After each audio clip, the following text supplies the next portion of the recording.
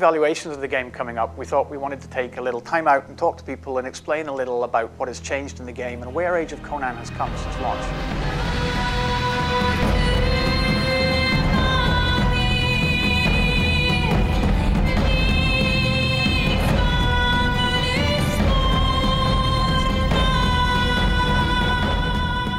We took a look at the player feedback through all the channels that we had, through our forums, through the press, and through speaking to players directly, playing on the live servers and seeing what the state of play was in the game.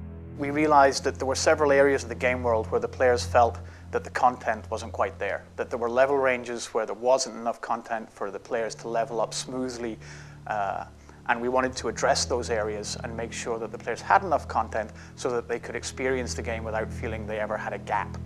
To that extent, we've launched Emir's Pass last year, which was a large playfield full of quests and its own dungeon, a really great gameplay experience. We've added new quests throughout the game world. So basically we've been going through and making sure that we addressed all those areas where the players felt they needed more content to play with.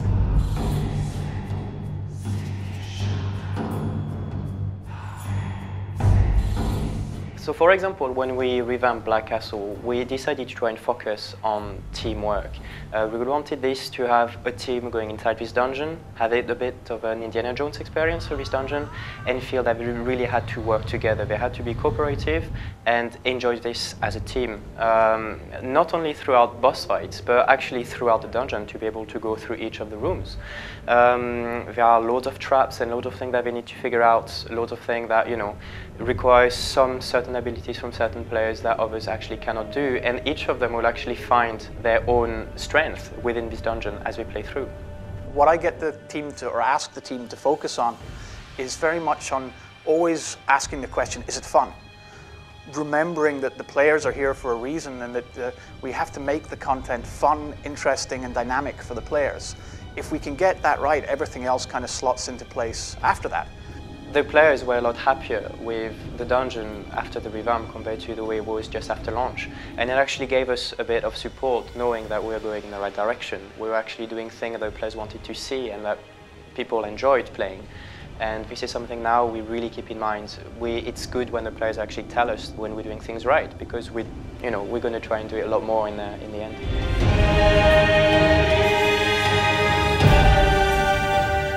Lastly, we've worked on a new RPG system for the game. A lot of the feedback early on was that the items and statistics in the game didn't really mean enough to the player's progression. They didn't feel that there was enough of a motivating factor there in how the items and statistics played together to allow players to develop their character. So with that in mind, we developed a whole new RPG system so that the items and statistics that you see on the live servers now are much more meaningful to the player, and they're actually able to feel a sense of progression as they gain levels and gain new armor and items and weapons as they move along.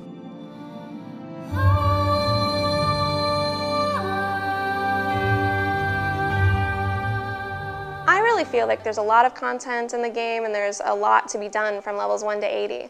But what really keeps players after they've reached level 80 is the community, and that's really what ties a massively multiplayer game together.